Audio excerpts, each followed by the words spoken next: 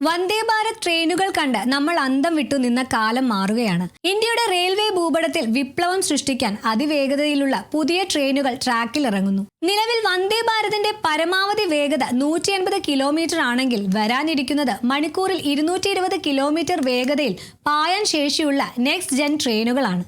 നമ്മുടെ റെയിൽവേ എങ്ങനെയാണ് ലോക നിലവാരത്തിലേക്ക് മാറുന്നത്? ഈ പുതിയ പ്രോജക്റ്റിന്റെ വിശേഷങ്ങൾ എന്തൊക്കെയാണ് നമുക്ക് നോക്കാം. 2026 മാർച്ച് 23 റെയിൽവേ ബോർഡിന്റെ ഏറ്റവും പുതിയ ഉത്തരവ് പ്രകാരം 2027-28 വർഷത്തെ കോച്ച് പ്രൊഡക്ഷൻ പ്രോഗ്രാമിൽ 2 പുതിയ അത്യാധുനിക ട്രെയിൻ സെറ്റുകൾ കൂടി ഉൾപ്പെടുത്തിയിരിക്കുകയാണ്. ഇതിന്റെ പ്രത്യേകതകൾ കേട്ടാൽ നിങ്ങൾ ഞെട്ടും. വേഗത ഡിസൈൻ സ്പീഡ് 220 കിലോമീറ്റർ ആണെങ്കിലും പരമാവധി 200 കിലോമീറ്റർ വേഗതയിലായിരിക്കും ഇവ സർവീസ് നടത്തുക. രൂപഘടന ഓരോ ട്രെയിനിലും 16 കോച്ചുകൾ വീതമുണ്ടാകും. ഉരുക്കുകൊണ്ട് നിർമ്മിക്കുന്നതായതുകൊണ്ട് അതീവ സുരക്ഷിതവുമാണ്. ആധുനിക സാങ്കേതിക വിദ്യ വന്ദേ ഭാരതിനേക്കാൾ വലിയ സൗകര്യങ്ങളും അത്യാധുനിക സുരക്ഷാ സംവിധാനങ്ങളും ഈ ട്രെയിനുകളിൽ ഉണ്ടാകും. ഈ ട്രെയിനുകളുടെ നിർമ്മാണ കരാർ ലഭിച്ചിരിക്കുന്നത് പ്രമുഖ കമ്പനിയായ BELM-നാണ്. 866 കോടി രൂപയ്ക്കാണ് കരാർ ഉറപ്പിച്ചിരിക്കുന്നത്.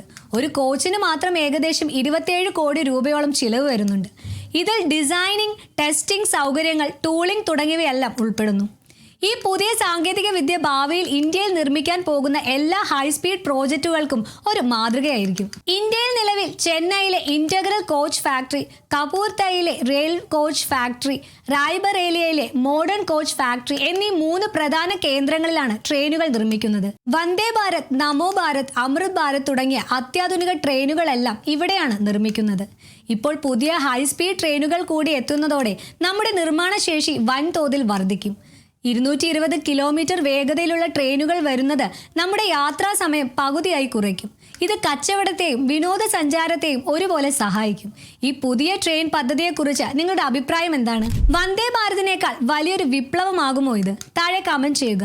റെയിൽവേയുടെയും ബിസിനസ് ലോകത്തിന്റെയും പുതിയ വിശേഷങ്ങൾക്കായി മണി ന്യൂസ് മലയാളം സബ്സ്ക്രൈബ് ചെയ്യാൻ മറക്കല്ലേ. നന്ദി.